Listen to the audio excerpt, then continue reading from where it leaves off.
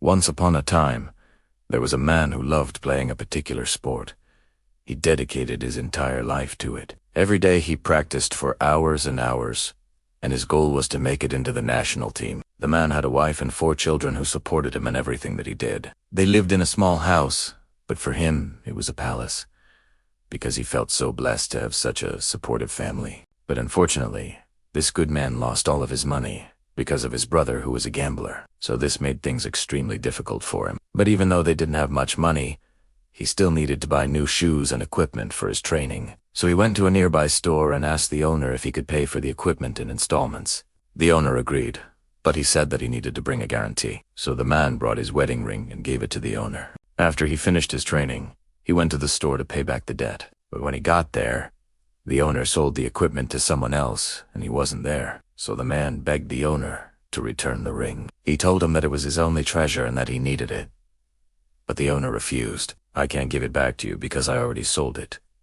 Then the man said, "If you don't return my ring, then I will never buy anything from you again." Then the owner called the police and told them that the man tried to steal the ring. The man tried to explain himself, but no one believed him, and they took him to jail. His wife was crying when she heard what happened to her husband. She went to the judge to ask for mercy. She explained that he is an honest man who would never steal, and that he just needed the ring back because it was his only treasure. But the judge didn't care. He sentenced the man to 5 years in prison. His wife was desperate, so she went to the owner to ask him to tell the truth. But he refused. Only God can help you now. So the man was forced to spend 5 years in jail. When he returned home, his wife and children were waiting for him at the gate. They were so happy to see him again. But when they opened the door, they couldn't believe what they saw. Their house was completely destroyed. It was like a tornado came through and ripped their house apart. And right after that, their neighbor approached them and said, "I told you that you should have accepted my offer. Now you are homeless." This mean neighbor offered them to buy the house for half the price, but the man refused. He promised his wife that he will build a new house for them, and he will do it no matter what. After he talked with his wife and children, he went to the sports center. He started training harder than ever before. He trained during the day, at night, and even in the middle of the night. He was ready to do whatever it took to achieve his dream. His dream was to become a great example for his children and take care of his family. After a year of hard work, he became one of the best players in the country. And one day he received a call from the national team asking him to play for them. He couldn't believe his luck. This was the moment that he has been dreaming about for years. The man traveled around the world playing for the national team. He visited Asia, Europe, America, and Africa. He also won many trophies and medals that made him famous all over the world.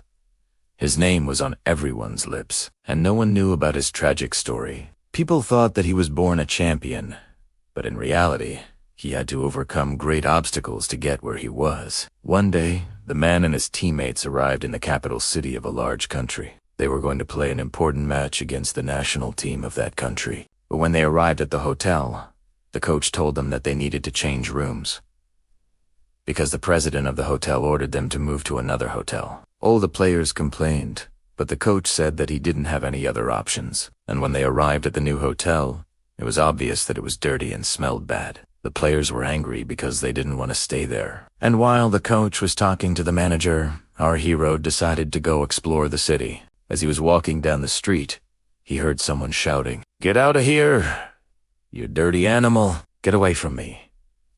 The man was curious, so he followed the sound and saw a little puppy who was trying to eat some food that people threw on the ground. Some people were laughing at the puppy, but our hero couldn't stand it anymore. He approached them and asked why they were being so mean to the poor animal. They responded by saying that the dog was dirty and that's why they didn't want to be around him. But our hero didn't care. He picked up the puppy and went to the first store he saw. He bought some food and water for him and took him to a nearby park. When the puppy saw all that delicious food, he started eating immediately. Our hero was sitting on a bench, watching the puppy. Suddenly, a beautiful woman approached him and asked if the dog was his. She was petting the dog and playing with him. The man honestly replied that the dog wasn't his, but that he found him in the street. "What are you going to do with him?"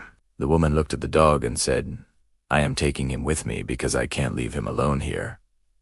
And the man was so grateful for that. And after a few hours, The coach called the hero to let him know that they were leaving the hotel, and that he needed to come back as soon as possible. So he said goodbye to the woman and thanked her for taking care of the puppy. But when he arrived at the hotel, the coach was furious. "Why were you gone for so long? You missed the most important training session." The hero tried to explain himself, but the coach didn't want to listen. He kicked him off the national team. After the hero returned home, he felt terrible about what happened. He laid down on the couch and fell asleep, and when he woke up, his wife told him that he needed to go to the stadium because many people wanted to take a picture with him. At first, he wanted to refuse, but his wife convinced him to go. And when he arrived at the stadium, thousands of people were waiting for him. Everyone wanted to take a picture with him.